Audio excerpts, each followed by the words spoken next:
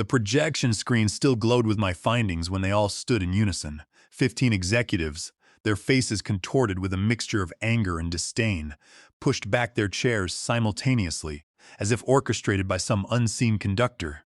My voice died mid-sentence about the alarming quality failures I had spent the last 4 months uncovering. "We are done listening to these alleged failures, Harold," the chief operating officer, Montgomery, announced to the room. His voice carried that particular timbre of someone who believed himself entirely untouchable, a man accustomed to having his version of reality accepted without question. "This presentation is a complete waste of our valuable time." The rustle of expensive tailored suits filled the expansive boardroom as they gathered their leather-bound portfolios, platinum pens, and sleek tablets. No one looked at me. No one spoke a single word in my direction. The methodical way they ignored my presence felt deeply calculated to maximize the humiliation, a coordinated effort to remind me of my place in their corporate hierarchy. "The numbers speak for themselves," I said, my voice steady despite the adrenaline surging through my veins. I was 55 years old, a seasoned safety engineer, and I had seen my share of corporate evasion, but this brazen dismissal was unprecedented. "Our customers are perfectly satisfied with Vanguard Technologies," interrupted Diana, the vice president of operations.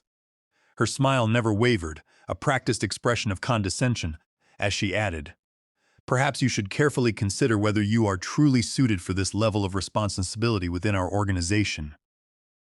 They moved toward the exit in a tight, impenetrable cluster. The sound of their premium Italian leather shoes against the polished hardwood floor seemed impossibly loud in the sudden, heavy silence.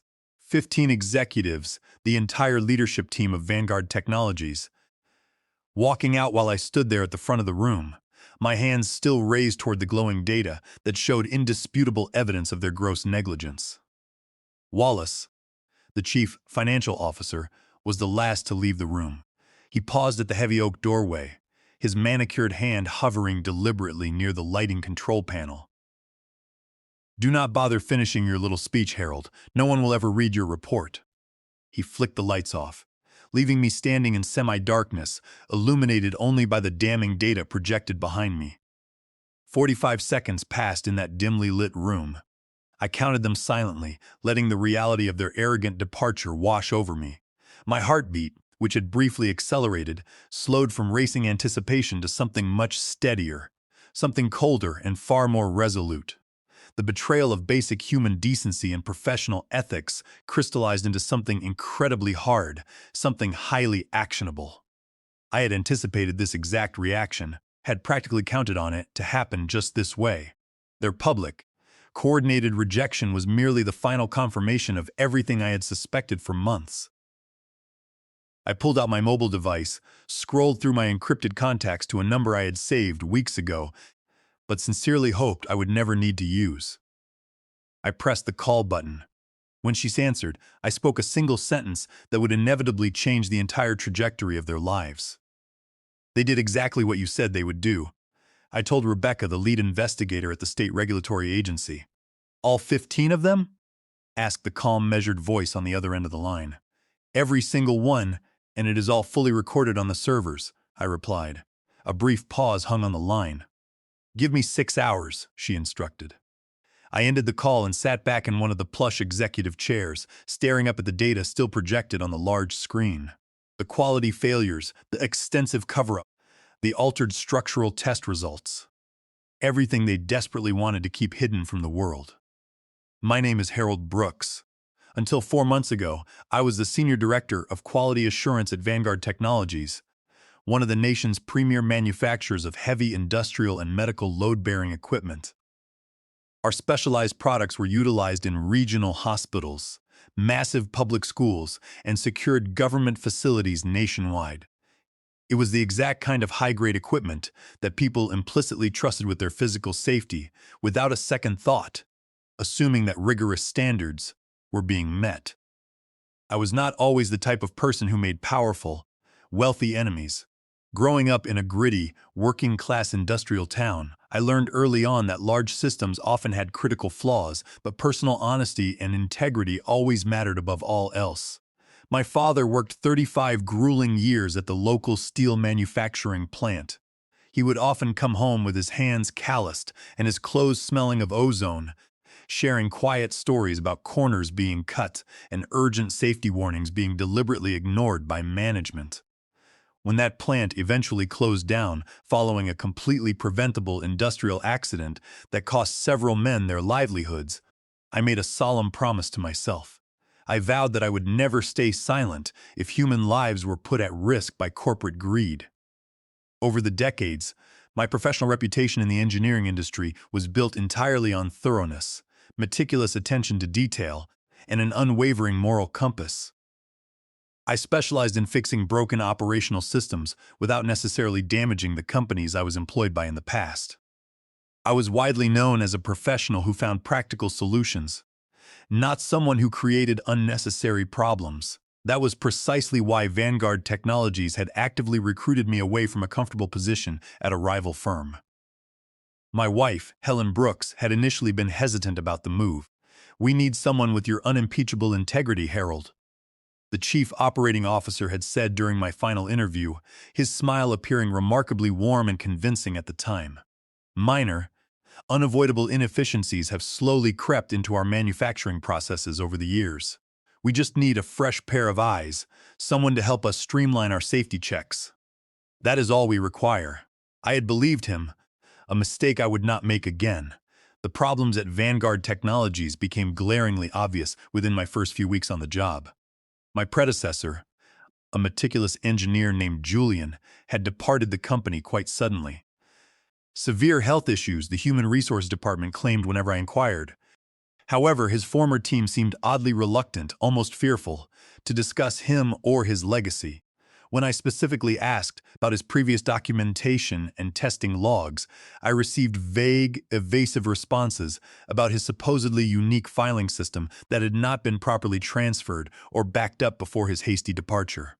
The very first tangible warning sign occurred during my initial facility tour. Chloe, a senior quality technician who had been with the company for 12 years, showed me around the manufacturing floor with a stiff, mechanical precision that felt entirely unnatural. Her answers to my routine questions felt heavily rehearsed, almost scripted, until we finally reached the main structural testing laboratory. When I asked her about their load validation protocols, her eyes immediately darted toward a small, discreet security camera mounted in the upper corner of the room before she answered. "We meticulously follow all established company procedures to the letter," she said, her voice tight and barely above a whisper. Later that same week, I independently discovered physical testing results that flatly did not match the final manufacturing outputs recorded in the database. Heavy equipment that had clearly failed critical stress and safety checks was somehow being packaged and shipped out with flawless approval signatures. When I brought this alarming discrepancy to my immediate team, they simply stared down at their hands, remaining completely silent and palpably afraid of saying the wrong thing. "Just follow the established protocols, Harold," Montgomery instructed me firmly when I requested a private, closed-door meeting to discuss my findings. Previous leadership complicated our workflow unnecessarily. We are focusing on efficiency now. The very next morning, an unexpected bonus notification appeared in my secure company payroll account. It was an unsolicited deposit of $85,000, which was substantially more than my contracted performance bonus. There was absolutely no explanation provided for the sudden windfall.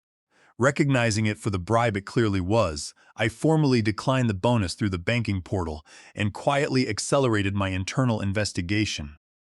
The dark patterns quickly became undeniable. Our flagship medical support equipment line possessed critical structural flaws that were being deliberately and systematically concealed from the public and the regulators. Stress testing protocols had been secretly modified to easily hide material defects. Serious customer complaints regarding equipment failures were being internally redirected and buried in a classified legal database. "The core issue is not with the product itself," Diana explained smoothly when I presented my initial preliminary findings to her privately. "The issue lies entirely with user expectations and improper handling. Every manufacturing industry has acceptable margins of error, Harold. You must understand that. Not when those specific errors could physically harm or kill innocent people, I countered, sliding the failed test reports across her polished mahogany desk. She sighed dramatically and slid a thick, leather-bound folder back across the desk toward me. Inside was a heavily revised employment contract offering a massive salary increase, an upgraded title, and a highly unusual ironclad confidentiality clause. "Everyone benefits from a little regulatory flexibility, Harold," she said, tapping a manicured fingernail against the signature line. "We reward our team players very generously here." I took the contract, told her I would need time to review it with my attorney, and use that time to continue gathering hard evidence. That evening, sitting at my kitchen table with Helen, I reviewed the documents. Helen Brooks, always my greatest supporter, looked at the papers and simply said, "They are scared of you, Harold. They should be." Late that night, I received an encrypted, anonymous email containing a trove of previous safety reports. These were the original, unaltered reports, not the forged ones in our official records. The sender's brief message was simple and chilling. Julian was never sick. I began digging into the legal definitions of their actions. This was not just unethical corner-cutting. This was a blatant violation of California Penal Code Section 470, which strictly prohibits forgery. They were actively forging safety signatures, altering critical engineering documents, and fraudulently certifying defective medical equipment to maintain their lucrative government contracts.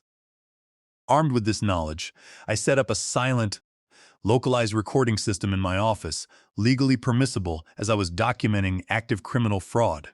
For 14 weeks, I meticulously recorded every threat, every bribe attempt, and every admission of guilt. The morning of my fateful presentation to the executive board, I found Chloe waiting nervously by my car in the dimly lit underground parking garage. "They are actively setting you up, Harold," she whispered, constantly checking over her shoulder for security patrols. "They have already told everyone on the floor that your upcoming report is just attention-seeking exaggeration from an aging engineer. Montgomery already has your formal termination paperwork prepared and signed. Why are you risking your job by telling me this now?" I asked, keeping my voice low.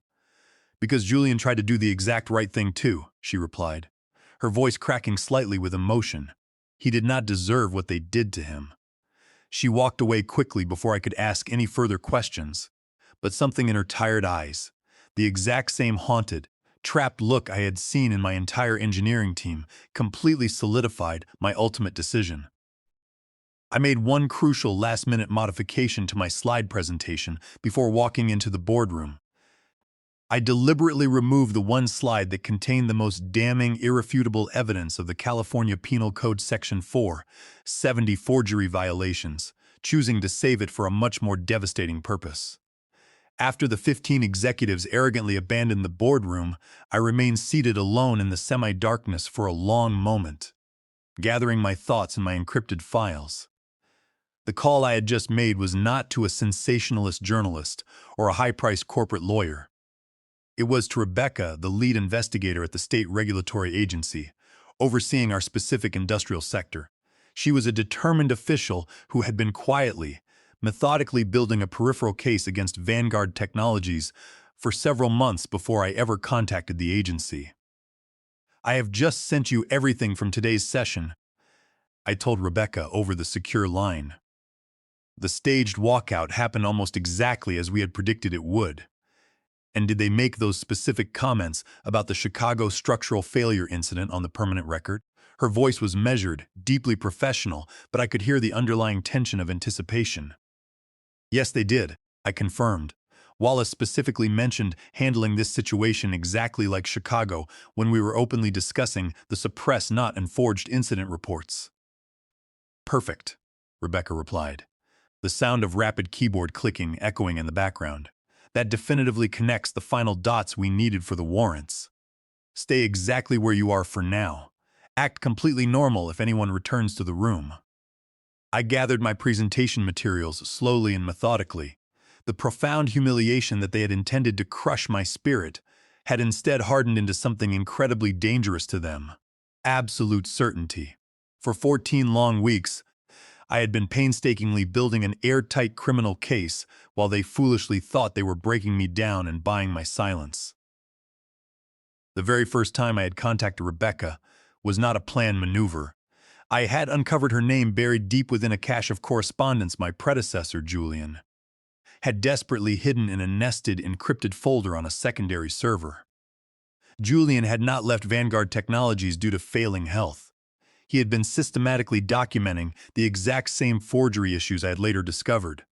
His final comprehensive report had conveniently vanished the exact same day as his sudden, unexplained departure. When I initially reached out to Rebecca, she was understandably cautious. Julian simply stopped responding to all of my official inquiries 4 months ago. She had explained during our first encrypted conversation. The company legal team officially claimed he was unavailable due to an extended medical leave of absence. He is not sick, I had informed Rebecca, at least not according to his sister, whom I tracked down last week. She says he was forced to take a massive financial settlement coupled with a draconian gag order after being falsely threatened with corporate espionage charges. Our secret collaboration began that very night. We both knew a direct frontal assault would never work against Vanguard. The executives had covered their tracks far too carefully, employing armies of aggressive attorneys ready to bury any standard whistleblower accusation in years of endless litigation. We needed them to proudly incriminate themselves, preferably on a recorded medium that could not be challenged in court. After finally leaving the darkened boardroom, I walked slowly through the surprisingly empty corporate halls back to my private office. The silence in the building felt heavily weighted now, deeply expectant. I checked my wristwatch. It was approaching 5:30 in the evening, exactly the time Rebecca's joint task force would make their coordinated move. My office door was slightly ajar when I arrived. Inside, sitting comfortably in my desk chair, was Diana. "That was quite a pathetic spectacle you put on in there, Harold," she said smoothly, casually turning my computer monitor to face herself. Though it was not entirely surprising, given your rigid, outdated approach to modern business. I set my secure tablet down carefully on the credenza. "Was there something else you wanted to say to me that you could not share with the rest of your group?" She smiled, that particular, predatory smile that never quite reached her eyes. "You know, Harold, I actually argued in favor of hiring you initially. Your industry reputation for fixing complex problems deeply impressed me. But you completely misunderstood your primary assignment from the very beginning. Your job was to fix our public perception problem, not to go digging around and create a massive new one." She stood up gracefully, smoothing the fabric of her designer skirt. "Your position here at Vanguard has been officially terminated, effective immediately. Building security will arrive to collect you and your personal effects in 20 minutes. Whatever company materials you have gathered will remain right here." "Including my own personal engineering notes?" I asked, feigning concern. Her eyes narrowed slightly, sensing a trap but too arrogant to care. "Everything stays. Vanguard Technologies owns absolutely all work product created during the term of your employment." "I understand," I nodded solemnly. Something in my calm, unbothered acceptance seemed to make her momentarily suspicious. "This is not a negotiation, Harold. You have foolishly made enemies of people who do not ever forget. People with immense influence across this entire global industry." "Is that a formal threat, Diana?" I asked quietly. "It is simply reality. Your career ended the exact moment you decided to go against this leadership team." She moved confidently toward the office door. "Though I suppose I respect your stubborn principles, horribly misguided as they obviously are. Principles are not worth much compared to 15 executives' unanimous, recorded opinion," I replied. She paused at the doorway, looking back. "Exactly right. No one will ever believe your single word against our collective voice." After she left, I sat down at my desk and smoothly opened the bottom drawer. Inside was the specialized recording device that had been capturing every single conversation in my office for the past 14 weeks. I slipped it securely into my jacket pocket just as my phone buzzed with an urgent text message from Rebecca. "We have arrived. Federal agents and state police are securing the lobby. Meet me by the main elevators." I gathered only my coat and keys, leaving all the forged documents right where they expected them to be. As I walked through the engineering department, my team watched me with expressions ranging from deep pity to outright fear. Some thought they were witnessing my final disgraceful departure. Chloe caught my eye near the hallway, her face pale.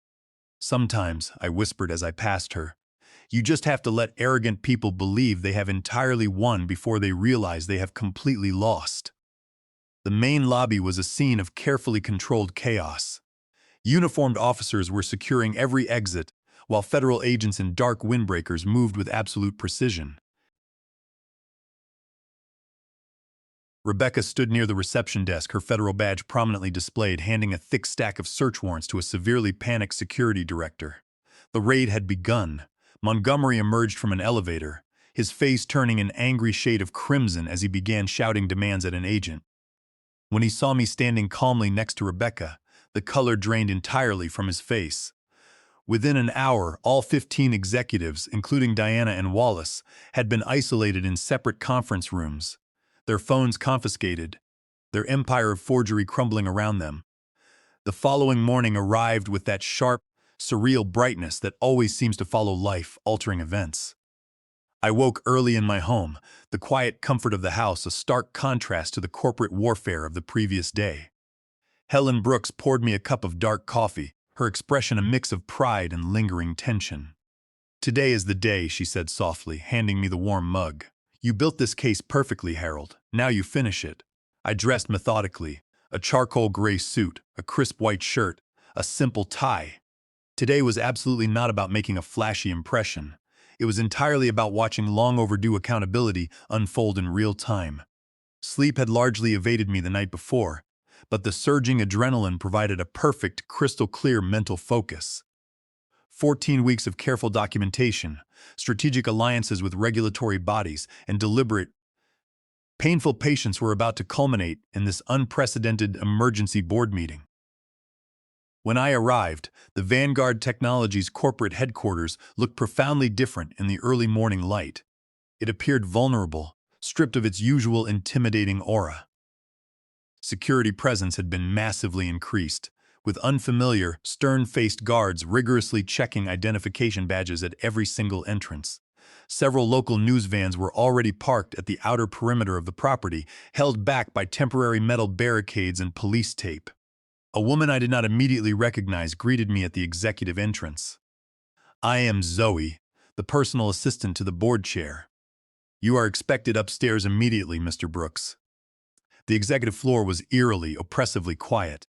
The luxurious glass-walled offices that usually bustled with aggressive corporate activity stood completely empty, their arrogant occupants notably absent. Expensive computer screens displayed generic login pages that would never again welcome their usual users. Zoe led me down a long corridor to a private side room adjacent to the main executive boardroom.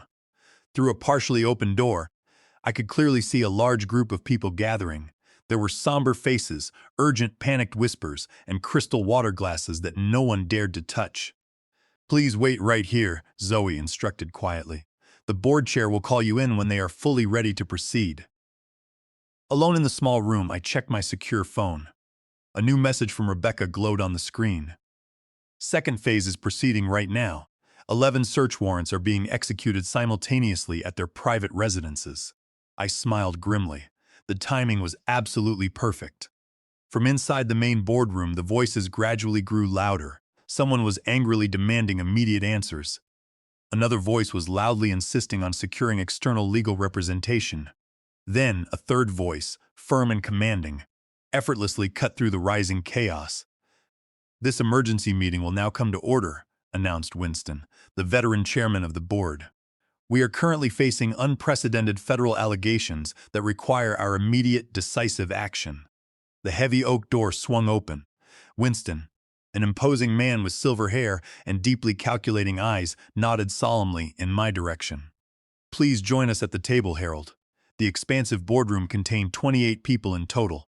This included the entire board of directors, several senior regional executives who had not been present at my disastrous presentation yesterday, and a large cluster of grave-faced corporate attorneys. The 15 empty leather chairs around the massive table, normally occupied by the executive leadership team, were glaringly conspicuous. For those present who have not formally met him, this is Harold Brooks, our Senior Director of Quality Assurance, Winston announced to the room. Or rather, our former director, according to termination papers that were apparently rushed through the system yesterday afternoon. Papers that I, as chairman, never authorized or approved. Worried murmurs rapidly rippled across the crowded room. Winston raised a hand to silence them and continued. Harold has graciously agreed to present his comprehensive findings directly to this board before he speaks extensively with federal investigators later today. An aggressive corporate attorney, sitting rigid near the far end of the long table, immediately interrupted. This is highly irregular and extremely dangerous. Our external legal counsel must thoroughly review any materials before they are presented to anyone. You have completely forfeited that privilege. Winston cut in sharply, his voice echoing in the large room. Federal regulators have already physically seized most of our sensitive company records. We are desperately trying to understand exactly what is happening before the global markets open, and this company instantly loses half its total value. He nodded respectfully toward me. The floor is entirely yours, Harold. Tell us everything. I calmly connected my encrypted tablet to the central presentation system. The room darkened slightly, and the massive screens illuminated with the exact same slides I had begun showing yesterday. As I started explaining yesterday afternoon, right before the executive team staged their coordinated departure, I began, my voice steady and echoing clearly. Our core quality assurance protocols have been systematically and illegally compromised for approximately 48 months. For the next hour, I methodically laid out absolutely everything I had discovered. I showed them the altered structural test results, the deliberately suppressed incident reports, and the intentionally modified safety parameters. I provided undeniable communications proving the deliberate concealment of severe equipment failures, including 5 specific documented instances that had directly resulted in severe patient injuries at major hospitals. The board members' expressions rapidly shifted from initial skepticism to profound shock, and finally to barely contained, explosive fury. This simply cannot be accurate, insisted a regional director when I briefly paused to take a breath. These must be isolated incidents being presented without proper context. Actually, I replied coldly, I have not even shown you the most concerning evidence yet. I smoothly switched to a new set of slides, ones that absolutely no one in the room had seen before. These slides contained detailed forensic financial records showing clear patterns of suspicious bonus payments following failed regulatory inspections. I displayed tracing diagrams directly linking executive compensation to falsified quality metrics. But most importantly, I presented the clear evidence of California Penal Code Section 470 violations. They were not just ignoring problems, they were actively forging safety signatures and fraudulent compliance certificates to illegally push defective equipment into the market. "Where on earth did you get these documents?" demanded a pale-faced board member, his voice trembling. "From my predecessor Julian," I replied calmly. Before he was forced out, he wisely created secured, encrypted backups of absolutely everything. He anticipated being silenced by the executives, just not how aggressively they would do it. Julian did not leave because of health issues. He left because he was given a terrible choice: sign a fraudulent settlement with a permanent gag order, or face completely manufactured corporate espionage charges. The heavy silence in the boardroom was suffocating. I turned fully to face the 28 people staring at me. Julian's final desperate act was heavily encrypting these files with strict automated instructions that they be immediately sent to specific regulatory contacts if he failed to reset a hidden digital timer every single month. That would technically be considered theft of proprietary company property. One of the remaining attorneys interjected weakly, grasping at legal straws. Winston raised his hand sharply for absolute silence. "Continue with your presentation, Harold. Do not stop." "When I was initially hired here," I continued, my voice unwavering, I received a highly anonymous encrypted message containing the secure access credentials to these hidden files. At first, I genuinely thought it might be some sort of complex corporate trap. However, as my own independent investigation quickly confirmed the exact same fraudulent patterns, Julian had painstakingly documented, I realized the terrifying truth. I clicked the remote to the final slide. It was crystal clear video footage from my presentation the previous day, capturing the exact moment the 15 executives walked out, including their incredibly disparaging, arrogant comments. The pristine audio recording of their voices brought a painful, humiliating silence to the entire room. You recorded that meeting illegally without their consent, the same attorney snapped, trying to regain some semblance of control. Actually, I countered smoothly. All executive meeting rooms in this specific building have automatic built-in recording capabilities for official archival purposes, exactly as stated in the company policy manual. Section 4.3. I simply requested proper administrative access to those secure archives early this morning, which Winston fully approved. Winston's rigid expression revealed absolutely nothing to the room, but the slight, almost imperceptible nod he gave me spoke volumes.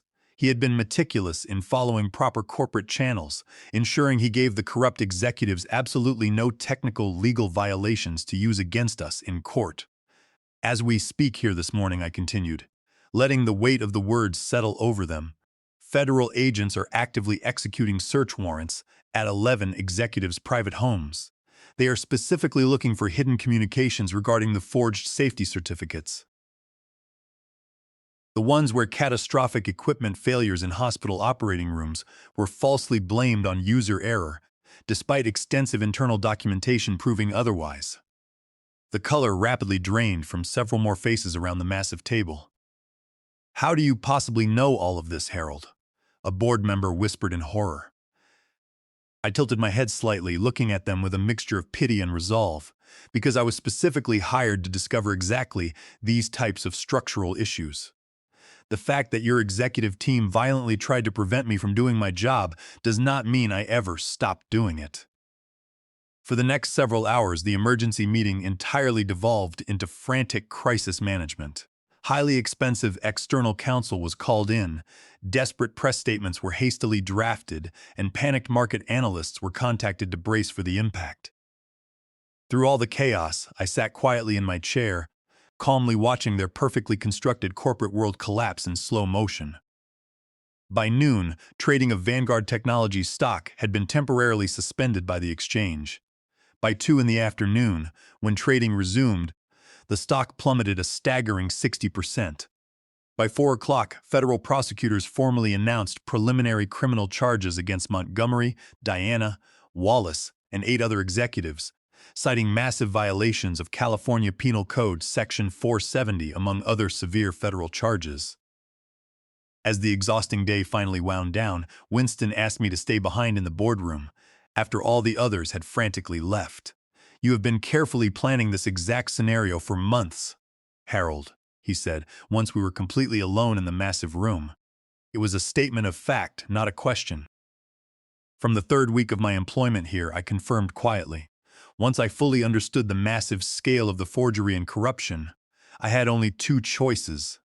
I could become complicit in their crimes, or I could bring the entire corrupt structure down. You could have come to me directly with this information, Winston said, a hint of genuine regret in his voice. I studied him carefully for a long moment. Could I have, Winston? 3 of the current board members were acutely aware of these ongoing issues. Their signatures appear on the secondary approval documents for the modified testing protocols. Ignorance by choice is still a deliberate choice. He nodded slowly, heavily accepting the rebuke without argument. What happens now, Harold? That depends entirely on you and the remaining board, I said, gathering my belongings. Vanguard Technologies might survive this scandal, but absolutely not with the same leadership structure, and certainly not with the same profit-driven priorities. And where exactly do you fit in that future? Winston asked. I smiled, a genuine smile for the first time in months. I do not fit in here. My formal resignation will be on your desk first thing tomorrow morning. My work at this company is finished. The next morning, sitting in my living room with Helen Brooks, I watched the national news channels display dramatic footage of the executives being escorted from their massive homes in handcuffs. The class action lawsuits were already being aggressively assembled by massive law firms. Industry analysts confidently predicted a complete and total leadership overhaul at Vanguard. What none of those talking heads on television knew, what no one except Julian, Rebecca, Helen, and I truly understood, was that this had never been about petty revenge for my public humiliation. It had always been about securing justice for the innocent patients harmed by faulty equipment, for the honest employees threatened into terrified silence, and for dismantling the systematic corruption that dangerously valued corporate profit over human safety. The ultimate revenge had not been the public downfall or the criminal charges, as satisfying as those undoubtedly were. The true revenge was in that precise moment when 15 powerful people had simultaneously revealed their true character by walking out, fully believing their unified front made them entirely invincible. They never suspected that their synchronized, arrogant abandonment was the final, devastating piece of evidence we needed to destroy them. They foolishly thought they were demonstrating unassailable power. Instead, they were permanently sealing their own fate. My phone rang on the coffee table. It was a Washington area code I did not immediately recognize. "Is this Harold Brooks?" asked an unfamiliar, authoritative voice. "It is," I replied. "This is the director of the National Medical Safety Board. We have been closely following the breaking news regarding Vanguard Technologies. Our executive committee would very much like to discuss a permanent consulting position, helping us identify compromised equipment protocols nationwide. Would you be interested in speaking with us?" I looked over at Helen, who was smiling warmly. "Very much so," I answered. "Sometimes, the absolute best revenge is not simply watching your arrogant enemies fall. It is using their well-deserved destruction to build something far better and safer upon the ruined ashes they left behind."